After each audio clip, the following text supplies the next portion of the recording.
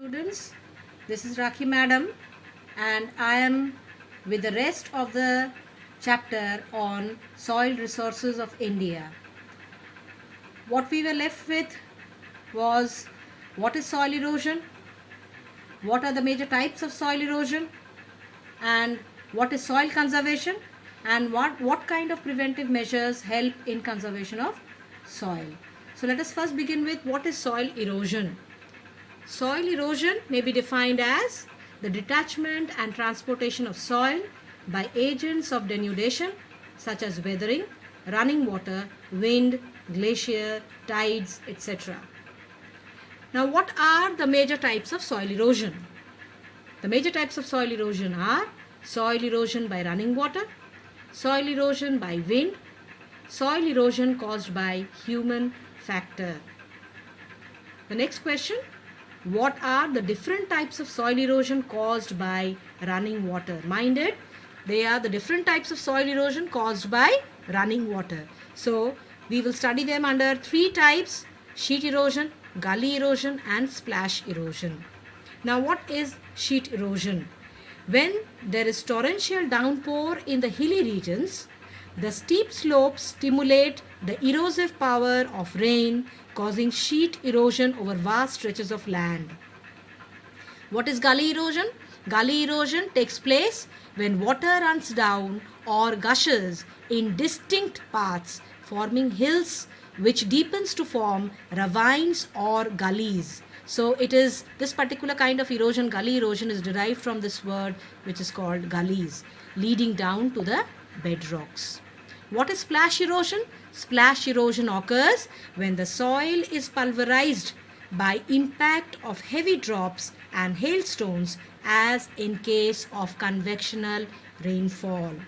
So the soil undergoes leaching due to this pulverization and due to the impact of heavy drops of rain, particularly occurring during the pre-monsoon period, or sometimes during the monsoon season also. Convectional rainfall causes the pulverization of the soil. Now, the second difference, tremendous damage is caused to the soil which results in rugged topography. So what kind of topography? It causes a rugged topography in the region where sheet erosion occurs. Now, in regions where gully erosion occurs, gully erosion creates areas of badland. It is called as badland.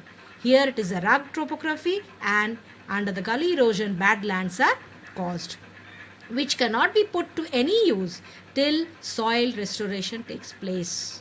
So this bad land is a wasteland. It cannot be put to any kind of use till the soil restoration process takes place.